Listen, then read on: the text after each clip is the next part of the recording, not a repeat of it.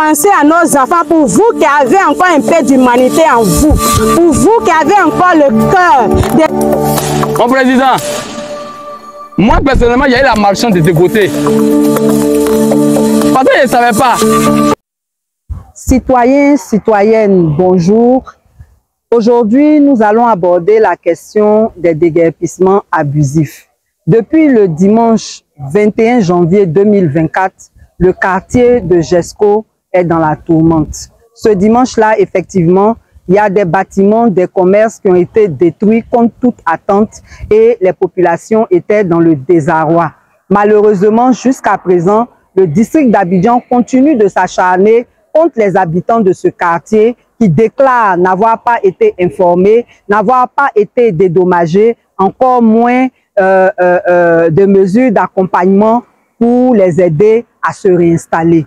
Et donc, aujourd'hui, nous venons vous présenter les témoignages de ces personnes. Il est important de souligner que depuis hier, jeudi 22 février 2024, le district d'Abidjan a sorti un communiqué dans lequel il annonce que 176 sites seront détruits, dont 77 qui seraient des zones à risque, dans la période du 9 au 17 mars. Quelles sont les dispositions qui seront prises pour que ces populations-là ne soient pas elles aussi dans le désarroi? Quelles sont les mesures d'accompagnement qui seront prises pour éviter que ces populations soient davantage paupérisées, que leurs conditions de vie soient davantage précarisées? Ici, à Jesco, il y a même eu une école qui a été détruite en pleine année scolaire. Il s'agit de 1800 élèves qui sont à la rue, dont 952 élèves affectés et 65 enseignants qui perdent ainsi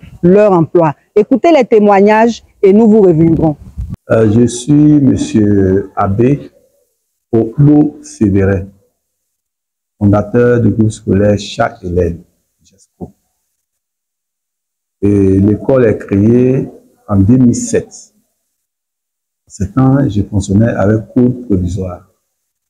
Et c'est à partir de 2011 que j'ai obtenu tous les agréments, agréments de création, agréments d'ouverture et de reconnaissance. Moi-même, j'ai vécu à Jesco. J'ai fait plus de 40 ans à Jesco. Et le quartier, avant le quartier, c'est la forêt. Après, on a fait les démarches et la zone a été approuvée par le ministère de la Construction.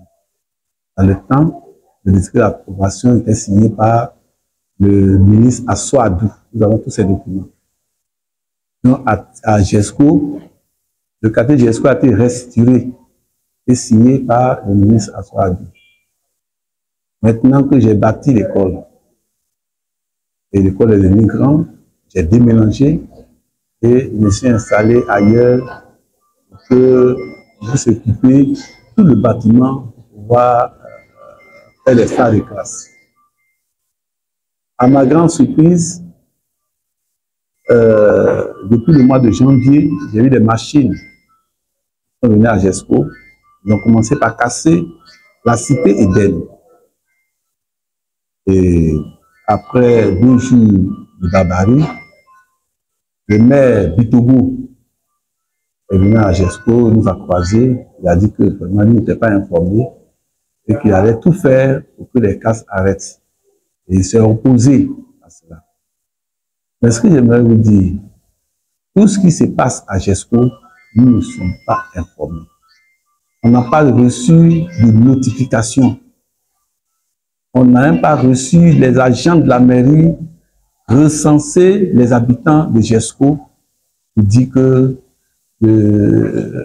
la cité ou bien le quartier est déclaré zone à risque, non de déguerpir, jamais. Donc tout ce que les gens racontent au niveau du district, c'est du mensonge. Ils nous montrent les papiers, les preuves qui sont venus nous croiser, ils nous montrent les papiers qui disent que nous avons reçu des notifications de déguerpir la zone.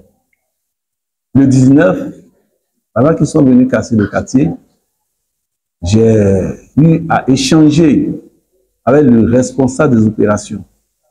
il m'a fait entendre que l'école Cha-Hélène n'est pas concernée pour le moment. Donc c'est après les vacances, dans le mois de juin, qu'ils me l'ont cassé. Donc à mon entendement, je ne suis pas inquiété. J'attendais à ce que les cours finissent et puis prendre des renseignements, passer voir le ministère, qu'est-ce qu'il faut faire pour la rentrée prochaine. Et à partir de 17 h, après le départ des élèves, le district a détruit mon école. Je n'ai pas pu récupérer quelque chose. Même le matériel pédagogique, didactique, les bancs, tout est parti en ruine. Bon,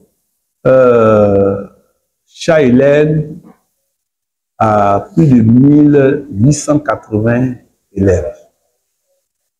Nous avons au niveau du primaire 185 effectifs, donc 34 au CM2. Et au niveau du secondaire, nous avons 600 candidats, avec BPC et BAC, tout confondu. Nous avons au total, y compris le primaire, 634 candidats. Cha-Hélène est centre au niveau du primaire. Donc, pour les dispositions actuelles, bon, je ne sais pas, c'est la mairie qui a cassé l'école. Hier, le représentant du gouverneur a fait une déclaration sur la première, disant qu'il a pris attache avec l'éducation nationale. Ils vont réaffecter ces enfants dans d'autres établissements. Donc j'attends la décision, j'attends la réaction du gouvernement. Ensuite, la mairie de Le Poumon a aussi fait une déclaration disant qu'ils ont pris attache avec la DREN à Abidjan 3 sur le cas des 1880 élèves de Cha-Hélène. Donc pour l'heure, je n'ai rien à dire, j'attends la suite. Mon souhait est que les enfants reprennent les cours, puisqu'il y a des candidats, et ces candidats sont nombreux. Je ne souhaite pas que les enfants soient mis à part. Hein? Ils doivent passer l'examen, il faut qu'ils soient dans de bonnes conditions comme les autres candidats. Ils ne sont pas recensés, le quartier n'est pas recensé. Vous parlez du dédommagement. Le quartier n'est pas recensé. Les agents de la mairie du district ne sont pas venus croiser la population de Jesco. Moi, en ce qui me concerne, je n'ai reçu aucune notification de la part du district, ni du ministère. Et c'est la DP qui nous gère. C'est la DP qui affecte les élèves de 6e et 2e. Cette année, si l'école était dans une zone à risque, pour la rentrée 2023-2024, la DP n'allait pas m'affecter des élèves. Mais j'ai reçu des élèves. Et j'ai eu plus de 800 élèves affectés de l'État au niveau de Cha-Hélène. Si la zone était une zone à risque, le gouvernement n'allait pas avoir confiance à Cha-Hélène pour ériger Cha-Hélène en centre et puis maintenant affecter des élèves de l'État. Donc, si on parle de dédommagement, nous ne sommes pas informés. Et moi, je n'ai reçu aucun sou de la part du gouvernement ni de la part du district d'Abidjan. Donc, tout ce que les gens disent au dehors, ils ne sont pas concernés. Je m'appelle Ouedraogo Aimé et ce matin, je suis peinée, je suis attristée, je suis vraiment désolée, je ne sais même pas, j'en suis malade.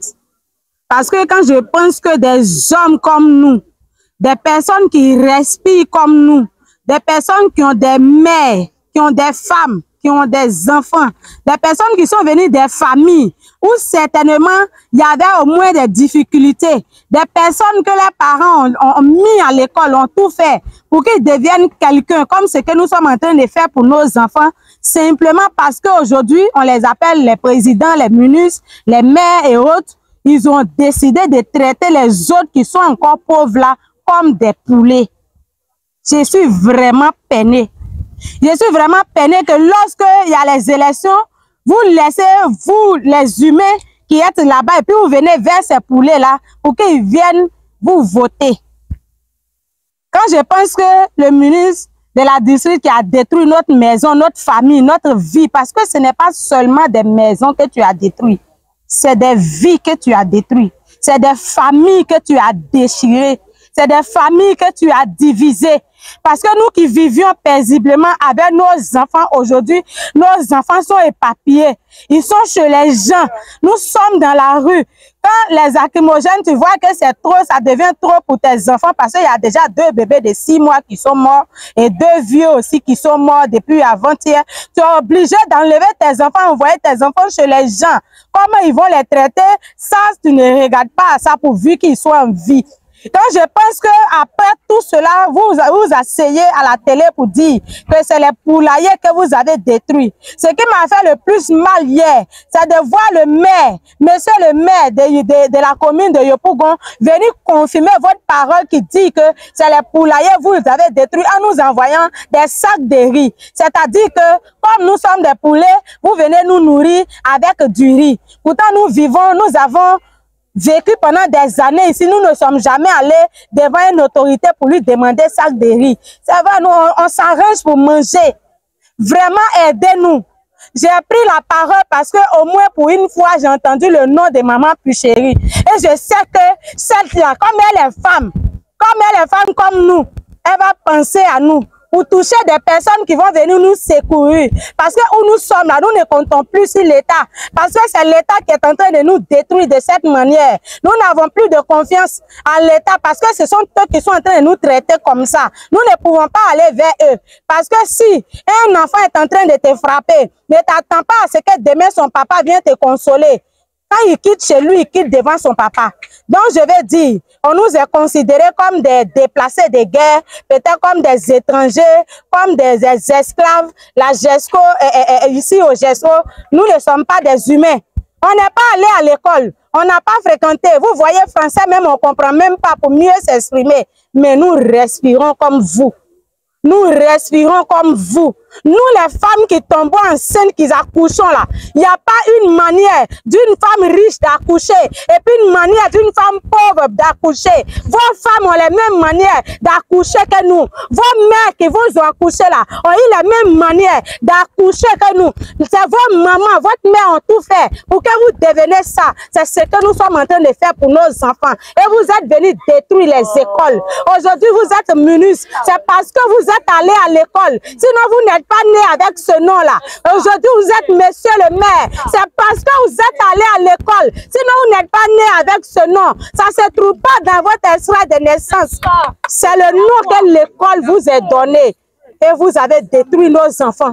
J'ai pour l'habitude d'appeler mon premier garçon, mon premier ministre. Hier, quand j'ai appelé l'enfant, il m'a regardé carrément. Il dit, maman, si je dois être premier ministre pour mettre les familles dans la rue comme ça, je suis désolée. Je ne peux pas être dans le gouvernement de la Côte d'Ivoire. Je préfère faire mes propres affaires. Parce qu'une fois que les gens arrivent devant là-bas, leur côté humain là s'éteint.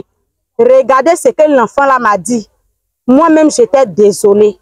J'étais là, je ne savais même plus quoi dire à mon enfant. Pourquoi vous faites ça? C'est pour que nos enfants là deviennent des microbes demain, pour que vous-même, vous les payez pour aller faire vos sales travail et puis après les tuer. C'est pour que vous traitez nos enfants là demain de mercenaires pour les envoyer sur vos sales boulots et après vous allez les tuer disant qu'ils sont microbes. Les enfants qui sont microbes aujourd'hui là, c'est l'État qui a fait d'eux les microbes. Et c'est venu d'ici. Vous venez casser des maisons, des écoles. Un enfant qui est sorti de chez lui matin pour aller à l'école. Il reste à l'école, on lui dit sort. On les jette dehors, on détruit leur école. Ils courent, ils viennent à la maison. On les poursuit jusqu'à la maison. On détruit leur maison. Ces enfants-là, vous pensez que demain, quand ils vont apprendre même ce qui concerne l'État là, comment ils vont juger ça? Comment ils vont juger ça? Pensez à nous, pensez à nos enfants, pour vous qui avez encore un peu d'humanité en vous, pour vous qui avez encore le cœur de nous aider, pour vous qui pensez et qui savez que quand il pleut, l'eau de pluie qui descend là ne choisit pas pauvre, ne choisit pas riche, mais ça passe devant la maison de tout le monde. C'est pourquoi j'ai dit, revenez nous voir et aidez-nous à avoir un coin où habiter. Sinon, même si vous avez l'argent, mais la nature est juste. Aucun riche ne va planter manioc et puis maïs va pousser à la place. Jamais. Aucun riche ne va planter cacao et puis café va pousser à la place. La nature est juste. La nature est juste. Même si nous sommes pauvres, le Dieu du ciel est pour nous aussi. Même si nous n'avons rien, le Dieu du ciel est pour nous. C'est parce que Dieu est juste que les présidents meurent, les pauvres meurent, les enfants meurent, les femmes, les garçons. La justice de Dieu n'étrie personne, quel que soit ton rang social. Et si vous n'avez rien fait pour réparer l'injustice que vous nous avez fait, la terre, nous sommes sortis de la terre, nous retournons dans la terre. Et la terre est juste. Tout ce que tu plantes dans la terre, il multiplie pour te donner. Quand tu plantes un grain de maïs, quand ça sort des milliers de grains de maïs. Donc, ce que vous avez commencé dans notre vie, si vous n'avez pas réparé dès maintenant, quand ça va commencer à produire dans la vie de vos enfants demain, ça sera des milliers de grains de destruction, comme ce que vous venez de semer chez nous. Pourquoi? Pourquoi nous devons vivre dans nos propres pays comme si nous étions des déplacés de guerre dans d'autres pays? Pourquoi on doit vendre notre espace, nous chasser, nous tuer, nous jeter à la rue pour vendre nos espaces aux étrangers? Pourquoi? On nous dit qu'ils ont vendu ici aux Marocains. Quand nos filles d'ici vont au Maroc aujourd'hui, ils prennent nos filles pour faire femmes de leurs chiens. Les chiens couchent avec eux. Et aujourd'hui, vos propres filles, là, vous êtes en train de les jeter à la prostitution pour vendre leur terrain à ces personnes. Regardez Dieu. Parce qu'il est juste. Ce Dieu-là, c'est lui qui, vous et moi, nous a donné le souffle de vie. Vous avez détruit notre maison, mais vous n'êtes pas le maître des sous de vie qui est en nous. Et celui qui en est le maître est juste. Il va passer par des personnes qui ont encore un cœur dans leur poitrine et ils viendront nous aider. Moi, c'est M. Banagouro Marcelin, coordinateur des propriétaires de coûts impactés. Parce que, en vérité, quand nous disons que nous avons été impactés, ça veut dire que nous n'avons pas été avertis. Nous ne savons même pas ce qui allait arriver. Parce que nous sommes dans un pays où nous croyons que nous avons des autorités devant nous qui nous guident. Et s'il y a des choses qui doivent nous informer. Et depuis un certain moment, ils nous ont rien dit. Ils sont venus, ils sont rentrés dans le quartier. Nous avons vu des machines avec des gens en tenue, des policiers et des loubas. Et matin, on vient, on dit sortez. On va casser. Et les gens rentrent, ils cassent. D'autres même, les bagages sont restés dans les maisons. Et ils ont même cassé une école. Mais aujourd'hui, les gens dorment dehors. Et les gens qui sont ici ont tous leurs papiers. Je vous dis bien, tous leurs papiers. Parce que on ne peut pas dire que nous sommes dans le faux s'il y a des ACD. Nous avons des documents ACD. Il y a certaines personnes qui ont reçu des coups par héritage familial. Et les parents sont là depuis 30 à 40 ans, qui sont là, et ils sont décédés. Leurs enfants aujourd'hui qui sont là, beaucoup ne travaillent pas, ce sont des élèves. Ils ne peuvent pas avoir des moyens pour contribuer à faire certains dossiers jusqu'à arriver au bout. Mais de grâce, si on avait été informés, nous savons que nous vivons dans un état de droit. Nous allons approcher les autorités pour voir ce que nous pouvions faire pour pouvoir avoir des documents. Mais ça n'a pas été fait. Un bon matin, une machine vient, elle commence à casser. Et on nous envoie les documents pour dire, il faut qu'on casse vos maisons d'abord avant de vous enregistrer. Et on nous dit que c'est tout GESCO, ils vont casser jusqu'à Andokwa. C'est 18 km. Mais si on casse ces maisons, nous on va où? On vit où? Et actuellement, même la nuit, quand on dort, la police rentre. Et quand on vous trouve en groupe couché, on vous frappe. Une manière de nous dire on doit quitter les lieux. Mais nous ne pouvons pas quitter ces lieux comme ça. 3 heures, on nous gaze jusqu'à 6 heures du matin. Et puis ça va se changer pour revenir. Vraiment, nous vivons mal. Nous vivons mal. Et nous avons besoin de solidarité. Nous avons besoin de vie aussi comme eux. On veut vivre. Parce que ces enfants qui ne vont plus à l'école, on les met où? Nous qui sommes là, nous sommes des parents. Nous avons des familles, nous avons des enfants, nous avons des femmes, des vieilles, même il y a des malades qui sont là. Il y a des femmes enceintes. Et tout ça, vraiment, Nous voulons dans la tranquillité qu'on s'occupe de nous. Pour le moment, nous dormons dehors. Nous n'avons pas de lieu où dormir. Nous dormons dans les rues. Et nous sommes gazés. Hier même, c'est comme si un champ de bataille. C'était plus que Gaza. Et nous avons vécu ce que les Palestiniens ne vivent pas hier. Parce que nous, on n'est pas apprêtés à ça. On casse nos maisons et on nous bombarde avec les lacrymogènes. Les nouveaux-nés, on les met où?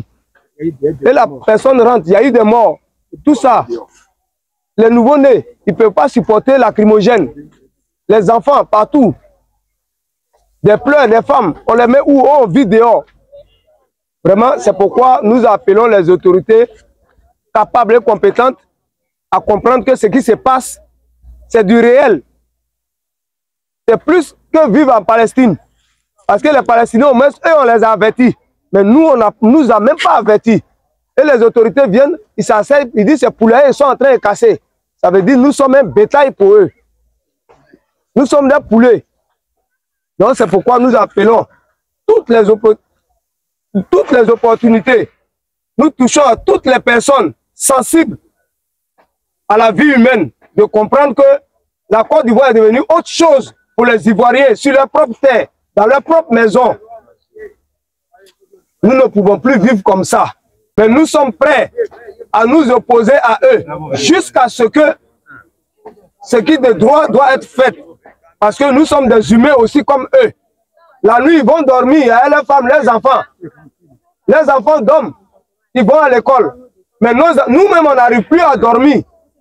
Et les autorités de la mairie nous envoient des sacs de riz pour manger. On va manger où? On va préparer ça où? On vit où? Et ils nous disent qu'on ne peut pas appeler des autorités d'ailleurs pour venir nous défendre parce qu'on n'a pas le droit d'arrêter des machines. Ce qui veut dire qu'effectivement, ils savent que ces machines vont venir. Le président de l'Assemblée nationale, Adama Bitogo, a eu une réunion avec nous où il a dit le jour où on voit les machines, on n'a qu'à le faire signe.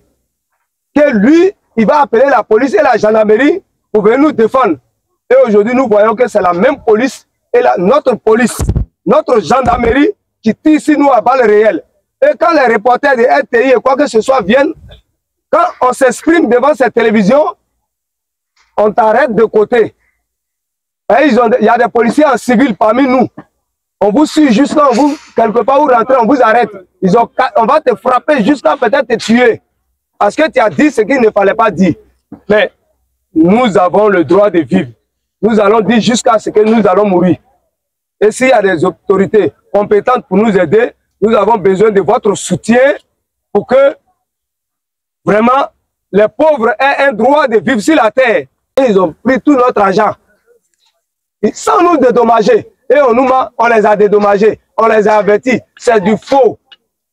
Nous avons les documents qui attestent que c'est l'État qui nous a dit à nos parents de construire ici. C'est l'État. Parce qu'un ministre ne peut pas signer un document et après dire que je ne reconnais pas. L'arrêté qui octroie que GESCO ici, c'est depuis 1995. Mais ce pouvoir n'était pas encore là. Donc si les parents sont venus ici avant 1995, ça veut dire que tout ce qu'ils ont fait a été validé. C'est pourquoi il y a des ACD pour ceux qui ont eu les moyens de les faire. Vraiment, si pour la communauté internationale qui aide aujourd'hui les gens partout qui sachent que nos enfants doivent passer aussi des examens comme leurs enfants. Et on a 3 mois des examens. Nos enfants ne vont pas à l'école. L'école est tout juste là, elle a été brisée, cassée. Les dossiers sont en bas, ils n'ont même pas averti. Tous les dossiers se trouvent sur les débris. Et on nous dit d'attendre. On attend quoi? On attend qui? Pourquoi? Et nos enfants, ils ne font-ils pas partie des enfants qu'on a dit qu'il faut qu'ils soient scolarisés en Côte d'Ivoire? Ils ont banni une partie. Et nos filles qui ne vont plus aller à l'école. Ce qu'ils disaient hier, un Ivoirien, une maison. Donc notre maison là, c'est dans les ruines maintenant. Nous dormons sur nos ruines, sur les ruines de nos maisons. Et on nous dit qu'ils ont dédommagé. Si le directeur de l'école, le fondateur de l'école a été dédommagé, pourquoi l'État envoie des élèves affectés d'État ici, sachant qu'ils vont venir casser?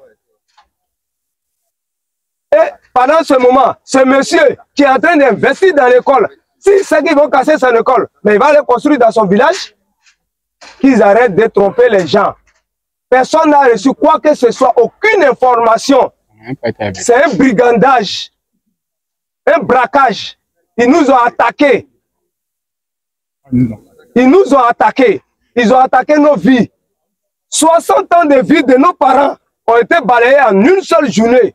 Ce n'est plus affaire des partis politiques. Et nous ne sommes pas là politiquement.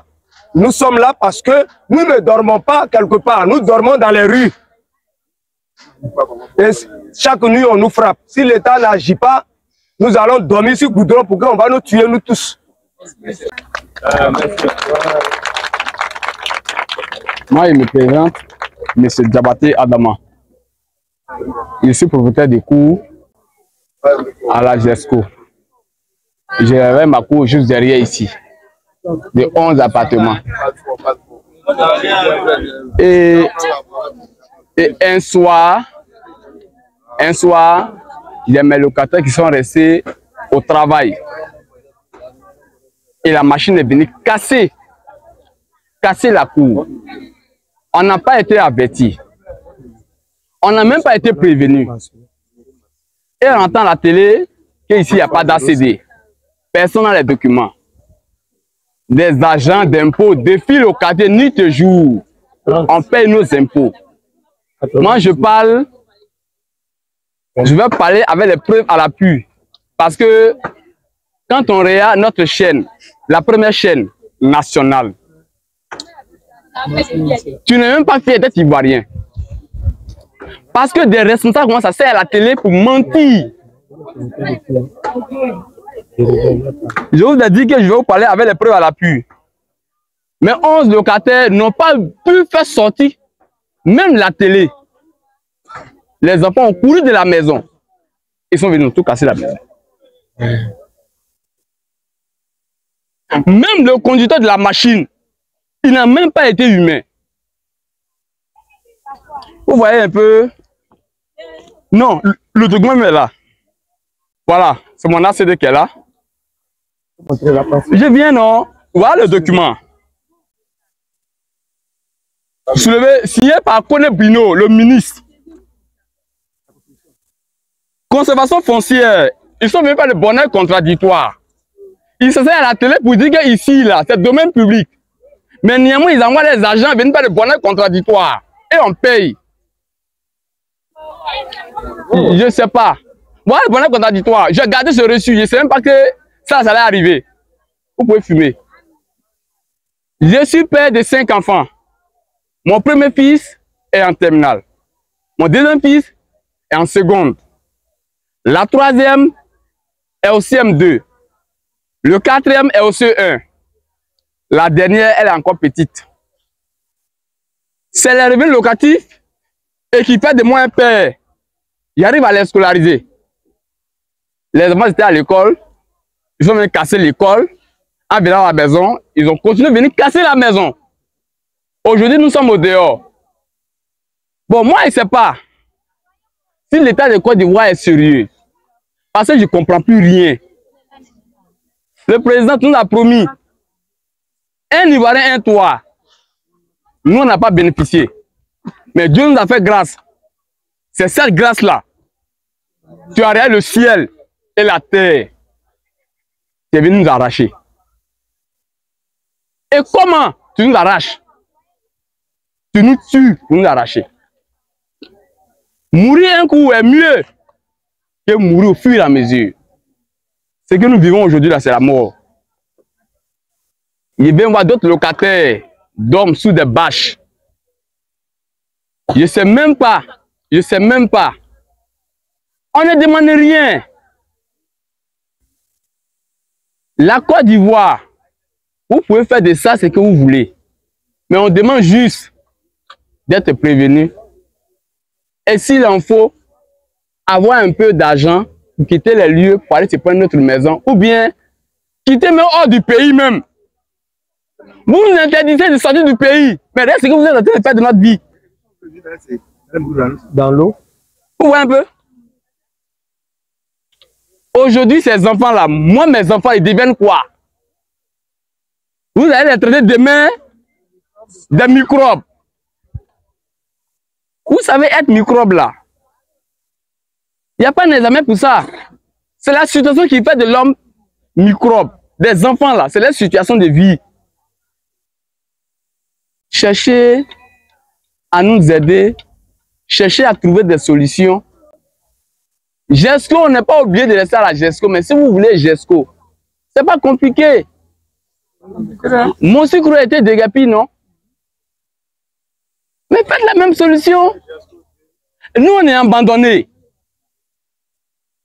Et le pire, vous envoyez des autorités contre la population. Parce que la guerre qui se passe à la GESCO aujourd'hui, c'est les autorités contre la population. Mais on n'est pas en guerre contre notre pays. On peut pas rentrer en guerre contre sa population. Papa, Bitogo, tu as été surpris. À Yopougon ici quand tu as gagné. Parce qu'on sait, Yopougon appartient à qui? Nous, on t'a voté.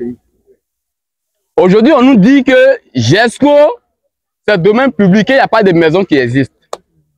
Est-ce que c'est sérieux? Est-ce que c'est sérieux? On ne vous demande même pas de l'argent. Mais vous ne savez même pas comment on s'arrange pour avoir un terrain. Comment on s'arrange pour vivre.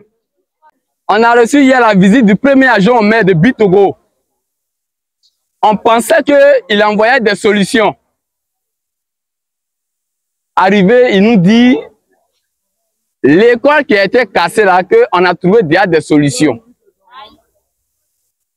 Quelle solution qu'il nous propose? Les enfants vont aller dans les écoles de choix de leurs parents. Mais ces parents-là, ils vivent où? Ces parents-là, ils vivent où? Les enfants peuvent aller à l'école, mais quand ils quittent à l'école, ils retournent où? C'est ce que nous vous demandons, ils retournent où? C'est pas une solution. Même si nous, on n'est pas allé à l'école, mais on réfléchit, non? Nos enfants vont aller à l'école, on est d'accord. Mais ces enfants-là, après les cours, ils vont où? Ils se nourrissent comment? Pas de solution. Quand je vois un responsable, comme le premier agent m'a dit, une autorité qui envoie des machines peut arrêter, mais une autorité qui n'a pas envoyé les machines ne peut pas arrêter. Mais dites-nous directement ce qu'il en est. Bitogo vient nous dire quelque chose. Ça a été le contraire. Toi aussi, tu as venu nous dire quelque chose. On veut une solution. Pardonnez. GESCO, on n'a jamais reçu de sac de riz, pas de la mairie. On ne veut pas vos sacs de riz. On ne veut pas vos sacs de riz. Mais nous, il y a longtemps, on vit ici. Toi, le premier agent mec qui est venu hier, est-ce que tu as vu quelqu'un de choses qui est venu chez toi pour te demander un sac de riz? Hein? Prenez les gens au sérieux. On a besoin de vos sacs de riz. On n'a pas besoin de vos sacs de riz. Aujourd'hui, l'impôt défile chez nous. On nous dit de faire les papiers. La procédure de l'ACD, vous connaissez ce que c'est. Pour avoir un ACD, vous connaissez. Vous poussez les gens à être dans des droits. Et puis, madame, vous venez les déguerpir comme des rats. Vous nous avez eu, moralement. Vous nous avez eu. Mais, l'autoroute là, vous allez tous nous tuer. S'il n'y a pas eu de solution pour notre problème. Lacrymogène, vous lancez. Il y en a qui ont asthme, ils n'arrivent pas à supporter, ils meurent. Parce que la population demande juste un coin où dormir, parce que vous avez cassé l'héritage. Vous les avez mis dehors, et puis pas de solution, ils n'ont pas été avertis, ils ne se sont pas préparés à ça. Est-ce qu'on peut réclamer la justice et puis être frappé? Si vous nous dites que Côte d'Ivoire c'est un droit, c'est un pays de droit, la population demande quoi? La justice. Vous voulez qu'on quitte les lieux, on est d'accord. Nous, on n'est pas contre le développement. Hein. Je vois sur les journaux, Bakongo est en train de mettre de l'ordre à la GESCO. Bakongo, je vais te dire, moi, je m'adresse à toi, personnellement, ton travail que tu as choisi là, Dieu n'a qu'à te bénir. Mais dans la vie, là, quand on t'envoie, il faut savoir t'envoyer. Les gens qui vous laissez dans les maisons, puis vous cassez les maisons. Sans remords. On demande de l'aide à tous ceux qui sont prêts pour nous aider. Sinon, nous, on va pas quitter GESCO. Peut-être que vous allez casser toutes les maisons. Et après avoir les cassées, vous allez commencer à nous tuer un à un. Parce qu'on ne sait pas où aller. Vous allez nous tuer, hein? Nous, on ne sait pas où aller. Bakongo, c'est un ministre qui a signé le document. L'État, c'est une continuité. Ne nous dis pas qu'ici, c'est domaine public. Si c'est domaine public, un ministre ne peut pas signer un arrêté pour donner à quelqu'un. Un ACD là, c'est 2 ministères qui gèrent ça. Et on est passé par ça pour avoir. Qu'est-ce qu'on vous a fait du mal? On vous a voté? Mon président, moi personnellement, j'ai eu la malchance de te voter. Parce que je ne savais pas. Dans le même temps, je m'occuperai des conditions de vie des 4 millions de personnes qui vivent dans les quartiers comme Boribana, Gobelé, Akro-Miabla, Koumassi Campement, Sagwe, PK18, etc. Chers frères et sœurs, dans le même chapitre, je consacrerai dans les 5 années de mon mandat 100 milliards de francs CFA pour que dans ces quartiers précaires, ils aient le minimum pour vivre décemment. Nous irons plus loin. Nous allons délivrer des titres fonciers pour que ces personnes ne se sentent plus menacées de déguerpissement et pour qu'ils puissent investir sans risque. Je vous dirai, je ne suis pas un menteur. Moi, j'ai pas lutte. C'est seulement dit. Et j'étais le juge de mes 5 enfants. Toutes les élections ont été votées. J'ai voté pour le RHDP. Mais regardez ce que vous faites de moi aujourd'hui. Je deviens quoi? Un incapable. Suite à tous ces témoignages, voici ce que nous retenons. Premièrement, le non-respect des textes qui semble devenir quelque chose de viscéral dans notre pays. Normalement, l'État est le garant de la sécurité des citoyens à travers le droit à la vie, le droit à l'éducation, le droit au logement, le droit à la santé. Mais en venant détruire les maisons des gens, sans les prévenir, en les jetant à la rue, tous ces droits fondamentaux sont entièrement bafoués. Au-delà de ces droits fondamentaux qui sont bafoués, les textes qui régissent les déplacements involontaires des populations sont également bafoués. Parce que dans la logique, dans la normale, ce qui devait se faire, l'État devait informer ces populations. L'État devait leur expliquer pourquoi est-ce qu'il veut les déplacer, où il va les emmener. Sur la liste des 176 sites, il y a des sites pour lesquels on a précisé des sites de recasement et il y a des sites pour lesquels, comme à GESCO, on n'a rien précisé. Tout ça, c'est pas normal. C'est un traitement non équitable des citoyens. Pourquoi certains auraient des sites de recasement et d'autres pas? Donc, vraiment, nous déplorons cette façon que l'État a de précariser les conditions de vie des populations qui comptent pourtant sur lui pour leur sécurité sur tous les plans.